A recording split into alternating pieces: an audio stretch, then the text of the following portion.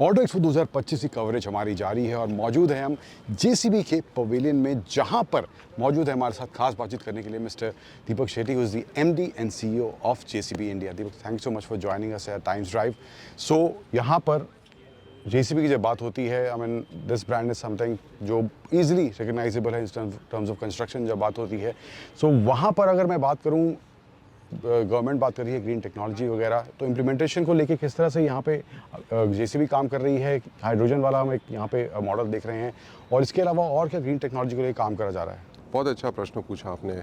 हमें बहुत खुशी है कि जेसीबी में हम सिर्फ न केवल एग्जिस्टिंग टेक्नोलॉजी, हम नई टेक्नोलॉजी के ऊपर देख रहे हैं। और जो मशीन मेरे पीछे है वो न केवल भारत मगर एशिया की सबसे पहली construction equipment based on hydrogen technology है। आज से कुछ 3 साल पहले हमारे चेयरमैन लॉर्ड बैम्फर्ड ने सोचा कि हाइड्रोजन फ्यूचर टेक्नोलॉजी होगी, और उन्होंने हाइड्रोजन इंजन के ऊपर इन्वेस्टमेंट किया। 1000 करोड़ का इन्वेस्टमेंट किया। उसके कारण जो डीजल इंजन है उसी के साइज़ की हमने हाइड्रोजन इंजन बनाई है और आइस टेक्नोलॉजी के मुताबिक है, और वो ये मशीन के अंदर है। और इसके कारण हमको बहुत खुशी है कि भारत में हमारे माननीय प्रधानमंत्री जी ने नेशनल हाइड्रोजन मिशन की घोषणा की है। उसके मुताबिक काम चल रहा है, और हम ये कस्टमर को कॉन्फिडेंस देना चाहते हैं कि जब अपना हाइड्रोजन का इकोसिस्टम सही होगा, तैयार होगा, तब जेसीबी की मशीन्स भी रेडी होगी। उसके बगल में आप देख सकते हैं कि इलेक्ट्रिक मशीन है, और ये छोटी मशीन जो है वो इलेक्ट्रिक ड्राइव के ऊपर चलने वाली है। उसके लिए भी हमने काफ़ी हमारी मशीन यूरोप में लॉन्च की है, और भारत में भी हम हमारी टेक्नोलॉजी के साथ रेडी है कि जब भी कस्टमर को चाहिए होगा तब ये मशीन हम लोग दिखा सकते हैं। उसके अलावा आप इधर देखिए, हमारी कंप्लीट नई रेंज ऑफ स्टेज 5 इंजन है। ये 3 लीटर की इंजन है, नॉर्मली 4 लीटर की इंजन जाती है। हमने छोटी इंजन से ज़्यादा पावर निकाला है। जिसका इम्प्लीमेंटेशन इस साल से शुरू हुआ है। तो इस साल से शुरू हो गया। अभी जो हमारी ये सब मशीन है इसमें यही इंजन लगी हुई है।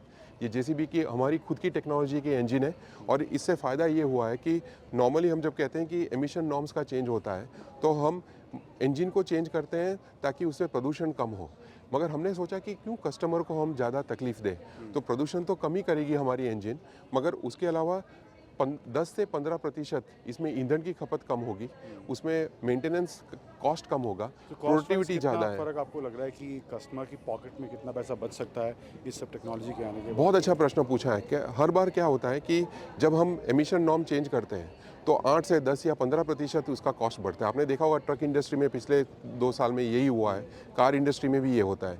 हमने हमारे इंजीनियर्स को चैलेंज दिया कि हमारी टेक्नोलॉजी ऐसी होनी चाहिए कि इनिशियल जो कॉस्ट है वो भी न्यूनतम हो। तो कुछ 3.5 से 5% तक इसकी कॉस्ट बढ़ने वाली है, मगर सबसे बड़ी बात है कि चूंकि इसका ईंधन की खपत कम होगी, मेंटेनेंस कॉस्ट कम होगी, प्रोडक्टिविटी इंप्रूव होगा, इसके कारण प्रति घंटा जो कॉस्ट है प्रीवियस मॉडल से इससे एक्चुअली कम होने वाला है। ये एक बहुत ही बड़ा कस्टमर के लिए बहुत फ़ायदा होने वाला है। उसकी टोटल कॉस्ट ऑफ ओनरशिप कम होने वाली है, तो कस्टमर की अप टाइम बढ़ने वाली है। सो आई मीन इस तरह की मशीनरी के लिए एक स्पेशल ट्रेनिंग की ज़रूरत रहती है।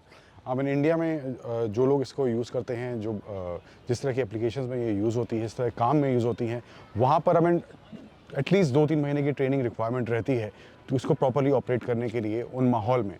सो उसके लिए किस तरह के कदम लिए जा रहे हैं जेसीबी की तरफ से, क्या स्टेप्स लिए गए हैं? If you can please highlight those.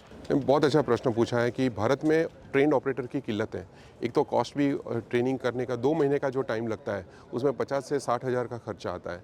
तो कई लोग ट्रेनिंग नहीं करते और उसके कारण मशीन का अच्छी तरह से यूज़ नहीं कर पाते, कई बार अनसेफ तरीके से यूज़ करते हैं।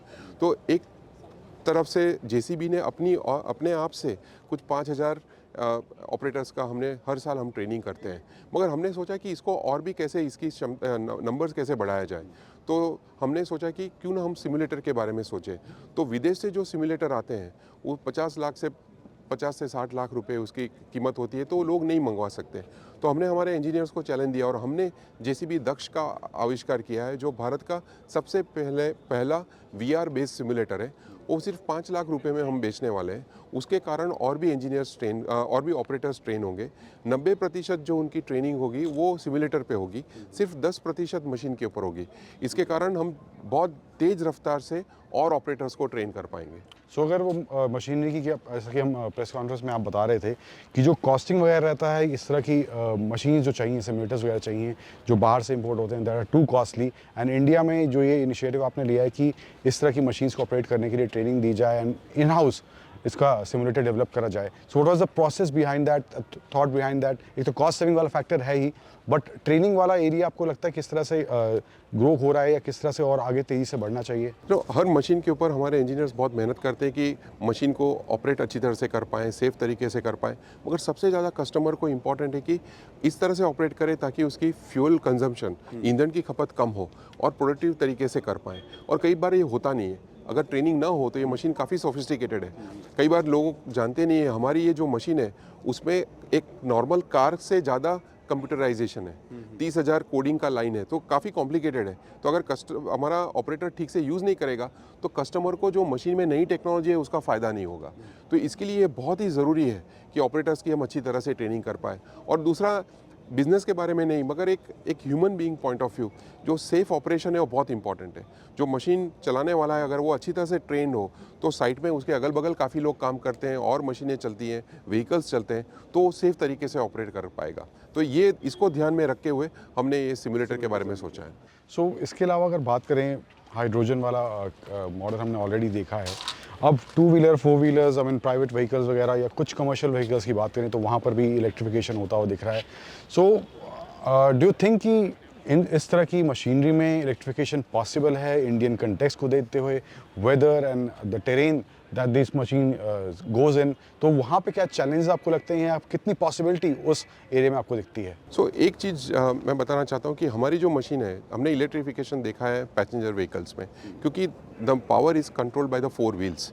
हमारी मशीन में उसके अलावा मशीन पहाड़ पत्थर तोड़ने के लिए यूज़ होता है, सॉइल लिफ्ट करने के लिए यूज़ होता है, तो उसका जो पावर का रिक्वायरमेंट है वो बहुत ज़्यादा है.